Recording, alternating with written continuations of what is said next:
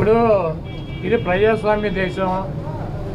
ఎవరిని టార్గెట్ చేసుకున్నప్పుడు నేను పోయినంత మాత్రాన నన్ను టార్గెట్ చేస్తే వైఎస్ఆర్ కాంగ్రెస్ పార్టీ ఏం ఆగదు. జగన్మోహన్ రెడ్డి గారు ఇంటికి కూడా వీళ్ళు ఏం పీకలేరు. నన్ను కాదు, జగన్మోహన్ రెడ్డి గారిని టార్గెట్ చేస్తారు. ఇక్కడ మీరున్న సెక్యూరిటీ అంతా తీసేసి గన్మెన్లను తీసేసి ఇంకా 15 రోజులు ఎలక్షన్ జరగలేదు, కమిటీ సిఫార్సులు రాలేదు. ఇక్కడ మొత్తం అంతా కూడా సెక్యూరిటీ తీసేశారు కదా. తీసేసి ఎల్లో మీడియా కెమెరాలు పట్టుకొచ్చి జగన్మోహన్ రెడ్డి గారి ఇంట్లోకి ఎట్టేళ్ళాలి, గోడ దూకి ఎట్టేళ్ళాలి, ఇవన్నీ కూడా వాళ్ళే చూపిస్తున్నారు. కాబట్టి ఇక్కడ టార్గెట్ ఎవడు దొరికితే ఆ టార్గెట్. ఇటువంటి వాటికి భయపడే ప్రసక్తి లేదు. ఎవడెవడికి టార్గెట్, ఎవడెవడి చేతులు ఏం రాసి ఉందో అవన్నీ పైన ఉన్నటువంటి భగవంతుడు నిర్ణయిస్తాడు. ఎవరి టార్గెట్లు ఎవరికి ఏమవుతుందో చూద్దాం రాబోయే రోజుల్లో. అదేవిధంగా ఋషికొండలో కట్టినటువంటి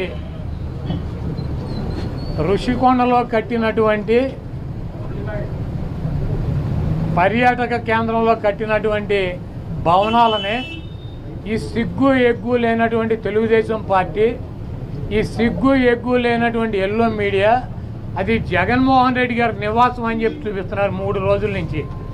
వెళ్ళి జగన్మోహన్ రెడ్డి గారు అక్కడ నివాసం ఉన్నాడా? జగన్మోహన్ రెడ్డి గారు 2014 నుంచి 19 దాకా ప్రతిపక్ష నాయకుడిగా ఉన్నాడు. ఆయన కార్యాలయం లోటస్ పాండ్, ఇల్లు లోటస్ పాండ్. ఆయన లోటస్ పాండ్ హైదరాబాద్ నుంచే ప్రతిపక్ష నాయకుడికి ఉన్న 5 సంవత్సరాలు నడిపాడు. ముఖ్యమంత్రి అయిన తర్వాత 5 సంవత్సరాలు ఈ తాడేపల్లిలో ఉన్నటువంటి ఇల్లు క్యాంప్ ఆఫీస్ ఇక్కడి నుంచే నడిపాడు. ఆయన కార్యాలయాన్ని కానీ ఇంటిని కానీ. జగన్మోహన్ రెడ్డి గారి రక్తంలో లేదు. ప్రభుత్వం కట్టించినటువంటి ఇళ్లలో ఉండటం కానీ, ప్రభుత్వం కట్టించినటువంటి గెస్ట్ హౌస్లో ఉండేటువంటి కర్మ జగన్మోహన్ రెడ్డి గారికి పట్టల. జగన్మోహన్ రెడ్డి గారు వైజాగ్లో సొంత ఇల్లు కట్టుకున్నాక అక్కడ షిఫ్ట్ అవుతాడు. అంతేగాని టూరిజం ప్లేస్లో కట్టినటువంటి ఆ హౌస్లో జగన్మోహన్ రెడ్డి గారు వెళ్తాడని చెప్పి ఎవడు చెప్పాడు వీళ్ళకి, ఈ వెధవులకే? అది జగన్మోహన్ రెడ్డి గారి కోసం కట్టించుకున్నటువంటి ఇల్లు అని చెప్పి రకరకాలైనటువంటి కథనాలు రాస్తున్నారు. అది ఒక అంతర్జాతీయ రాజధానిగా తీర్చిదిద్దాలన్నదే వైఎస్ఆర్ కాంగ్రెస్ పార్టీ లక్ష్యం. దాన్ని రాజధాని చేయాలన్నదే ఆ రోజు నిర్ణయించుకున్నాం. కాబట్టి అక్కడ ఇంటర్నేషనల్ సెమినార్లు జరుగుతున్నాయి. అనేక మంది ఇంటర్నేషనల్ సంబంధించినటువంటి దేశ విదేశాల నుంచి అనేక మంది పారిశ్రామికవేత్తలు వస్తున్నారు. కనీసం వాళ్ళకి సౌకర్యం ఉండటానికి అవకాశం లేనటువంటి పరిస్థితి ఉంది. కాబట్టి ఉత్తరాంధ్రలో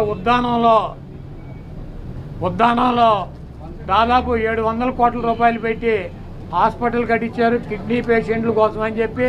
అదేవిధంగా విజయనగరం కావచ్చు, లేదా పార్వతీపురం కావచ్చు, ఉత్తరాంధ్రలోనే 650 కోట్ల రూపాయలు పెట్టి ఒక్కొక్క మెడికల్ కాలేజీ కట్టించారు. అదేవిధంగా టూరిజం ప్లేస్లో అంతర్జాతీయ సంస్థలు కానీ వ్యక్తులు కానీ వచ్చినప్పుడు అక్కడ ఒక విధి ఉండాలని చెప్పి ఒక మంచి భవనాన్ని నిర్మిస్తే 7 బిల్డింగులు అయ్యి, ఒక బిల్డింగ్ కాదు 7 బిల్డింగుల్లో జగన్మోహన్ రెడ్డి గారు ఉండరు. 7 బిల్డింగులు కట్టారు. ఆ 7 బిల్డింగుల్లో 7 బ్లాకుల్ని చూపించేది జగన్మోహన్ రెడ్డి గారు 450 కోట్ల రూపాయలు పెట్టి ఇల్లు కట్టుకున్నారని చెప్పి ఈ దుర్మార్గమైనటువంటి ప్రచారం చేస్తున్నారు. ఇవన్నీ కూడా ప్రజలు గమనిస్తారు. చంద్రబాబు నాయుడుకి ఇచ్చినటువంటి వాగ్దానాలు నెరవేర్చలేక నీకు సూపర్ 6లో పెట్టినటువంటి వాగ్దానం 1500 రూపాయలు ఇస్తానని చెప్పావా, చెప్పలేదా? 18 సంవత్సరాలు దాటిన వాళ్ళకి రేపు 1వ తారీఖు నీకు దమ్ముంటే 20 లక్షల మంది నిరుద్యోగులకు 3000 ఇస్తానని చెప్పావా లేదా? దాని గురించి చెప్పండి. నువ్వు దొంగ వాగ్దానాలు చేసి అధికారంలోకి వచ్చావు.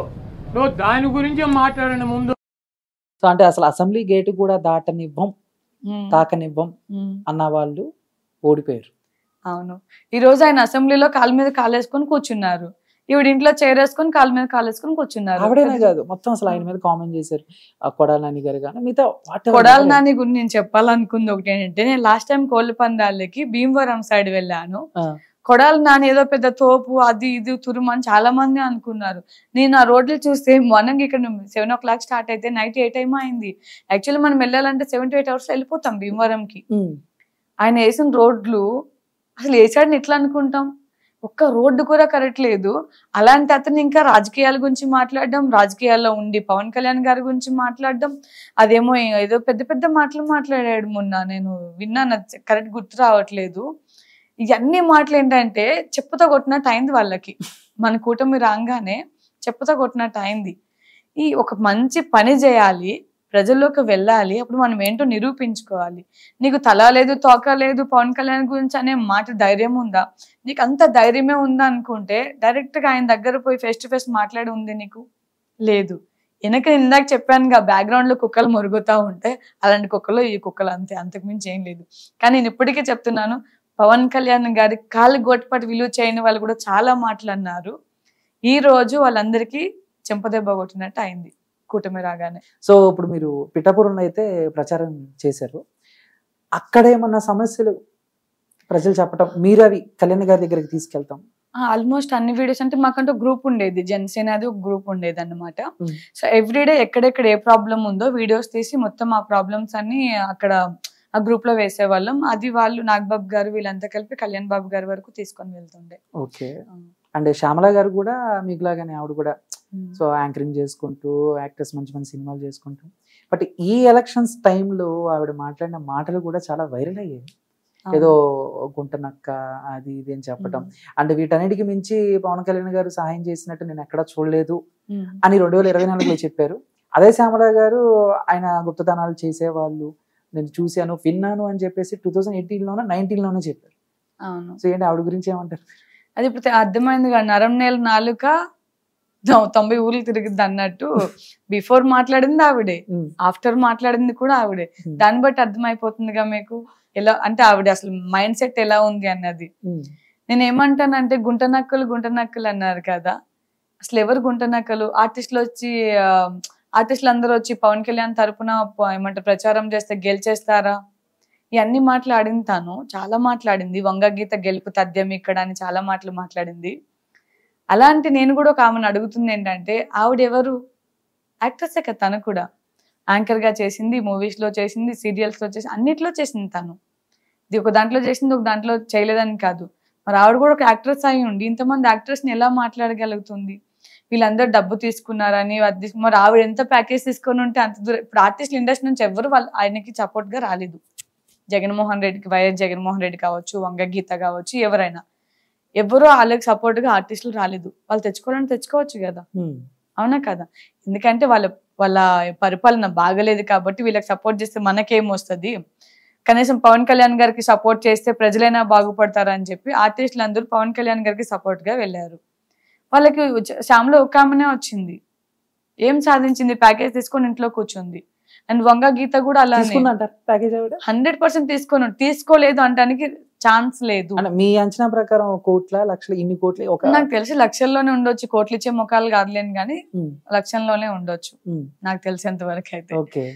మరి కోట్లు ఇచ్చేంత రేంజ్ లేదు, కోట్లు ఇచ్చేంత ముఖం కూడా కాదు అక్కడ. ఎందుకు ఈ మాట అంటున్నా అంటే, మా ఆర్టిస్టులు అందరికీ అన్నారు ఆవిడ ఒక యాక్ట్రెస్ అయి ఉండి మా యాక్ట్రెస్ అందరినీ అనేటప్పటికి ఎంత బాధ అనిపిస్తుంది? నువ్వు యాజ్ ఏ అపోజిషన్ కి వెళ్ళావు, సపోర్ట్ చేసావు, ఎంతవరకు వెళ్ళాలి అంతవరకు సపోర్ట్ చేసుకొని రావాలి, అంతేగాని అందరినీ మాట్లాడాల్సినంత రైట్స్ నీకు లేవు అనొద్దు. మన బ్యాక్గ్రౌండ్ ఏంటో ఫస్ట్ మనం చూసుకోవాలి. మనకే ఇంత తప్పుడు కూతులు ఉన్నాయి మన వెనుక, అలాంటి నువ్వు ఇంకొకరి గురించి ఎలా వేలుపెట్టి చూపించగలవు? బయట ఎప్పుడైనా ఫ్రెండ్లీగా ఏదైనా ఒక ఈవెంట్స్ లో కానీ చాలా ఈవెంట్స్ లో తను నేను జెమినీ కూడా ఈవెంట్ చేసాము, అండ్ లక్ష్మీరావు మా ఇంటికి ఈవెంట్ చేసాం, చాలా ఈవెంట్స్ చేస్తా తను నేను. బయట ఎలా ఉంటారు మామూలుగా? బయట అంటే అప్పటి వరకు వాళ్ళ షో ఎంత వరకు చేయాలో అంతవరకే చేస్తారు, తర్వాత వాళ్ళ యాటిట్యూడ్ వాళ్ళది అంతే అంతే. ఓకే. అంటే ఇప్పుడు మీరు ప్రచారం చేసి మీకు ఎంతో ఇష్టమైన నాయకుడు హీరో కళ్యాణ్ గారు ఫైనల్ గా డిప్యూటీ సీఎం అయ్యారు. అంటే నాకు తెలిసి అసలు ఇండియాలోనే ఆ రిజల్ట్ అనేది ఎవరు చూడలేదు. 100% స్ట్రైక్ రేట్ నిలబడ్డ అందరూ. ఇది మీరు ఊహించారా? ఒక ఫ్యాన్ గా చెప్పండి. లేదు, ఊహించలేదు. అట్లీస్ట్ మనకి లాస్ట్ టైం 1 వచ్చింది కదా, ఈసారి 10 to 15 అయినా వస్తే చాలు అమ్మ సంతోషం, పిఠాపురం ఒకటి వచ్చినా చాలు అన్నట్టు నేను ఫీల్ అయ్యాను అనమాట. కానీ 21 కి 20 అండ్ 21 కి 21 అండ్ అలానే ఎంపీ సీట్స్ కూడా 2 ఉంటే ఆ 2 కూడా వచ్చేసినాయి అంటే అసలు నేను మైండ్ బ్లాక్ అయిపోయింది. నాకు కాసేపు ఏం జరిగింది అర్థం కాలేదు.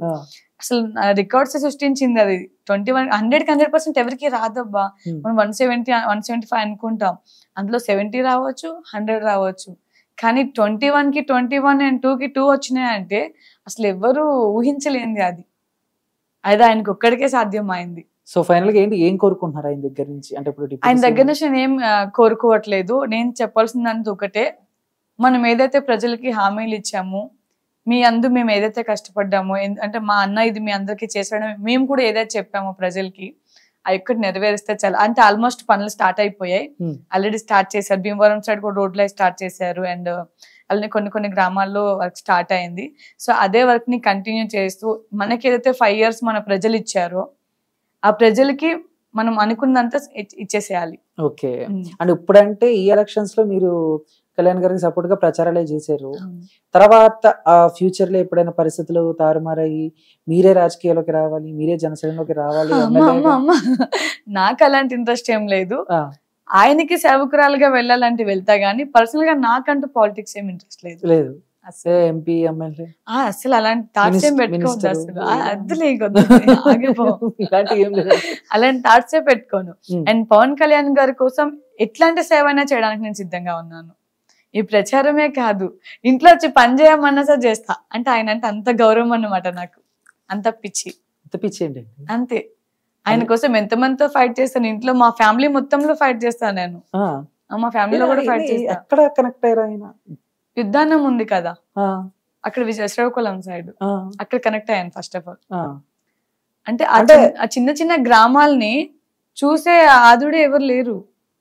అలాంటి పవన్ కళ్యాణ్ గారు వెళ్ళి ఎంతమందికి కిడ్నీ ఆపరేషన్ చేయించారు, ఎంతమంది మంచి చెడులు కనుక్కున్నారు. ఏ రాజకీయ నాయకుడు అయినా సరే కష్టం వచ్చిందంటే సర్పంచ్నో వాళ్ళనో వీళ్ళనో పంపిస్తున్నారు, కానీ స్వయంగా మీరే వెళ్ళి ఆ ప్రజల బాధలు కనుక్కోరు కదా. నేను చాలా మంది చూసిన, ఇప్పుడు వైఎస్ జగన్మోహన్ రెడ్డి కావచ్చు, 5 సంవత్సరాల్లో చిన్న విలేజెస్ లో ఈ పంచాయతీ ప్రెసిడెంట్లు అన్ని వాళ్ళని వీళ్ళని ఉంటారు, కానీ అమౌంట్ వస్తుంది వాళ్ళ వరకే పెట్టుకుంటారు, కానీ విలేజెస్ లో కనీసం రోడ్లు బాగా చేద్దాం, లైట్లు వేద్దాం ఇలా ఏమనుకోరు. వాళ్ళకి నల్ల నీళ్ళు, కొళాయి నీళ్ళు ఇద్దాము ఏమనుకోరు. కానీ పవన్ కళ్యాణ్ గారు ఆర్టిస్టులందరినీ గడప గడపకి ఎందుకు తిరగమన్నారు? అందరు ప్రజల సమస్యలు అన్ని ఆయన సమస్యలు అనుకున్నారు కాబట్టి, ప్రతి ఒక్క సమస్య మనం తీర్చాలి కాబట్టి ఆయన ప్రతి ఒక్కరిని, ఆర్టిస్టులనే కాదు ప్రతి ఒక్కరిని, పార్టీ మెంబర్స్ కావచ్చు, అందరినీ గడప గడప పంపించారు. ప్రతి ఒక్క గడప కష్టం నా దగ్గరికి తీసుకురండి అని చెప్పారు ఆయన. అదే రాజకీయ నాయకులకి ఎవరికి అది సాధ్యం కాదు, అది ఒక్కరికే సాధ్యమైంది. ఓకే. కానీ ఈ ఎలక్షన్స్ లో సో జనసేనని లేకపోతే మీలాంటి యాక్టర్స్ ని కొంచెం తక్కువ చేసి మాట్లాడిన వాళ్ళని మీకు ఆర్పి గారు తెలుసు కదా. అవును. ఆయన మాత్రం గట్టిగా వేసుకున్నాడు. మామూలుగా ఆయన ఇంటర్వ్యూ ప్రతి ఒక్కటి నుంచి చూస్తున్నాను, ప్రతి ఒక్కటి నేను చూస్తున్నాను. అంటే మాకంటూ సపోర్ట్ గా మాకు ఇంకా అన్ని ఉన్నారు ఆర్పి గారు అని చెప్పుకుంటున్నాను ఇప్పుడు నేను. ఐ థింక్ నాకు కూడా ఆయనకి అంటే మామూలుగా ఇది వరకు అసలు ఎప్పుడు ఆయన ఇన్వాల్వ్ అవ్వలేదు. ఆయన ఇప్పుడు కూడా రోజా గారనే మాట్లాడేవాళ్ళు, కానీ ఎప్పుడైతే చిన్న ప్రాణాలు వాళ్ళెంత చిన్న ప్రాణాలు అన్నప్పుడు ఆయన లిమిట్స్ దాటారు. ఆయన కూడా కౌంటర్ ఇవ్వడం స్టార్ట్ చేశారు. చిన్న ప్రాణాలు అని అంటున్నారు రోజా గారు. ఇండైరెక్ట్ గా బెదిరించినట్టు అనిపించలేదు? అయ్యో, నాకు బిఫోర్ అంటే ఇప్పుడు కాదు, 2019 లో అప్పుడు కూడా నేను చాలా ఇంటర్వ్యూలు చేశాను అనమాట. అప్పుడు కూడా వైసీపీ వాళ్ళు నాకు నెగిటివ్ గా రావడం జరిగింది, నేను మాట్లాడడం తిట్టడం జరిగింది. ఏది వచ్చిన సరే నాకు కూడా నా హైదరాబాద్ లో నాకున్న బ్యాక్గ్రౌండ్ నాకు ఉంటది కదా, ఎవరో చేంజ్ చేసేంత సీన్ లేదు నాకు, అనే అంత సీన్ కూడా లేదు. ఇన్ కేస్ అనే వాళ్ళు కూడా నా ముఖం మీద వచ్చి ఫ్రంట్ లో మాట్లాడే ధైర్యం లేదు, వెనక మాట్లాడుకున్నందుకు మనకు సంబంధం లేదు. కాబట్టి ఇంకొకటి రోజా గారు అందరినీ చిన్న చిన్న ప్రాణాలని మాట్లాడడం అయిపోయింది. ఆది గారు చేసే క్యారెక్టర్ ఒక్కటేనా ఆమె చేయగలదా? ఆది గారు నవ్వించేటట్టు ఆమె నవ్వించగలదా? అండ్ ఆర్పి గారు పైకి లేచి కాలు కొడతారు, ఆమె కొట్టగలదా? చెప్పండి. ఇంతమంది అంటే ఎవరు చేయలేని అన్ని వీళ్ళందరూ చేస్తున్నారు. యాక్టర్స్ గా మనందరు నవ్విస్తున్నారు. వాళ్ళ వల్ల ఎంతమంది నవ్వుతున్నారు. ఇప్పుడు గెటప్ సీన్ గారు ఎన్ని గెటప్ ప్లేస్ ఉంటారు, ఆయన వల్ల ఎంతమంది ముసలి వాళ్ళు కూడా జబర్దస్త్ పెట్టుకొని, ముసలి వాళ్ళు కంటే వాళ్ళ హెల్త్ కూడా మంచిగా ఉంటుంది, అంత నవ్విస్తున్నారు వీళ్ళు. వాళ్ళలాగా నువ్వు నవ్వించగలవా? వాళ్ళలాగా యాక్టింగ్ చేయగలవా? వాళ్ళ క్యారెక్టర్స్ ని వేయగలవా? లేదు. అలాంటప్పుడు నీకు అనే రైట్స్ ఎవరు ఇచ్చారు? వాళ్ళందరూ కూడా రోజు అమ్మ అనే అన్నారు. నువ్వేం విలువ నిలబెట్టుకున్నావు? విలువేం నిలబెట్టుకోలేకపోయావు. వాళ్ళని అంత మాట్లాడినావు. ఇప్పుడు ఆర్పి గారు నీకు ముఖం మీద కొట్టినట్టు మాట్లాడుతున్నారు, ఏమైనా చేయగలుగుతున్నావా? ఆయన అసలు భయపడాడు ఇట్లాంటి వాటికి. ఆయన కూడా సేమ్ నాలాగానే ఏది ఉంటే అది మాట్లాడతారు.